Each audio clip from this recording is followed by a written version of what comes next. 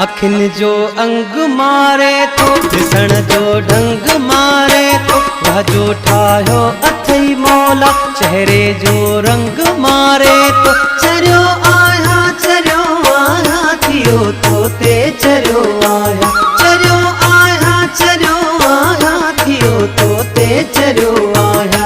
अखिन जो अंग मारे तो ॾिसण जो ढंग मारे तो वाजो ठाहियो अथई मौला चेहरे जो रंग मारे तो चरियो आया थियो तो ते चरियो आया।